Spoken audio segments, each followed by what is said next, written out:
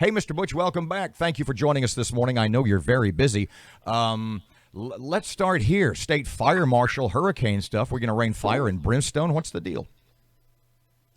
Yeah, I mean, look, we've been up very early this morning, putting the final touches on our search and rescue plans and our USAR plans. We're very concerned about what's going on in the state and working with our partners. I was a bit flippant in my initial interrogative. What, in fact, does the fire marshal of Louisiana do in a hurricane warning? Yeah, so we're responsible for ESF 4 and ESF 9 responsibilities, which is firefighting and urban search and rescue.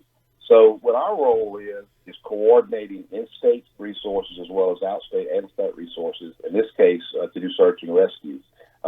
We have capabilities through our local partners and through agreements with other states to go in and do building searches. In this case, we're very concerned about the winds, the powerful winds, what will possibly be a Category 4 storm, and the significant building and structural damage that can occur and trap people inside. So we operate special equipment, specially trained personnel that can go into buildings and take people out of harm's way that may be trapped in buildings.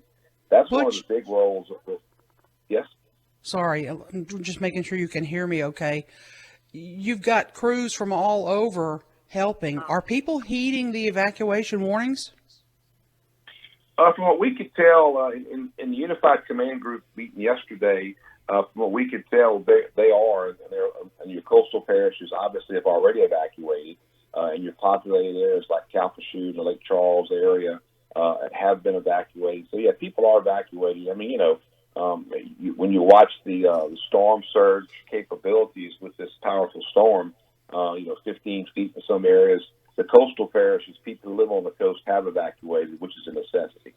The governor has said, Butch, that we're not going to be able to do shelters the traditional way because of COVID-19, that the state's reserved hotel rooms. How difficult has that been? It's been an interesting task, but of course the group that handles that have actually been planning for that since the onset of hurricane season. So it's just been a different dynamic where you go out and you reserve these hotel spaces across the state. And that's what they've been doing to not cause congregated sheltering that we're traditionally used to. So the governor has made an order. That's what he wants is to do non-congregated, where families could stay in individual rooms that have a separate, heat and air conditioning type environment, HVAC environment, to where you can control the spread of the virus and you're not exposing people to COVID. Aaron, time for one more. What you got? Well, I do want to know about the storm surge that's going to hit the coastline. How bad could that be, Butch?